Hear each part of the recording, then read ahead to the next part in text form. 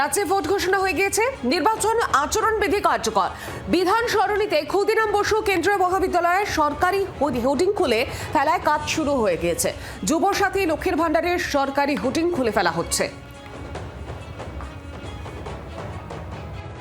নির্বাচন কমিশন পশ্চিমবঙ্গে বিধানসভা ভোটের নির্ঘণ্ট ঘোষণার সঙ্গে সঙ্গেই রাজ্যে চালু হয়ে গেছে এমসিসি বা মডেল কোড অফ কন্ডাক্ট। তার অঙ্গ হিসেবে এই মুহূর্তে কলকাতার বিভিন্ন প্রান্ত থেকে সরিয়ে ফেলা হচ্ছে সমস্ত সরকারি হোর্ডিং। এই মুহূর্তে বিধান সরণিতে যে যুবসাথীর ক্যাম্প বসেছিল সেই ক্যাম্প এবং লক্ষ্মীর ভাণ্ডার তার সমস্ত হোর্ডিং সরিয়ে ফেলা হচ্ছে, কারণ এই হোর্ডিংগুলিতে সরকারি বিভিন্ন প্রকল্পের নাম লেখা রয়েছে। এমনকি এখানে দেখাও যাচ্ছে যে শ্যামপুকুর বিধানসভা কেন্দ্র, তার বিধায়ক রাজ্যের মন্ত্রী শশী পাঁজা তিনি রেজিস্ট্রেশন ক্যাম্প, সেই ক্যাম্পের কথা এখানে বিজ্ঞাপন আকারে জানিয়েছেন। তার নিচে রয়েছে তৃণমূল সুপ্রিমো মমতা বন্দ্যোপাধ্যায়ের বড় কাটআউট। এই গোটা সিস্টেম বা গেট এই মুহূর্তে রিমুভ করে ফেলা হচ্ছে মডেল কোড অফ কন্ডাক্টের অঙ্গ হিসেবে। জি 24 ঘন্টার জন্য ক্যামেরায় নবীনের সঙ্গে অয়ন, বিধান সরণি, কলকাতা।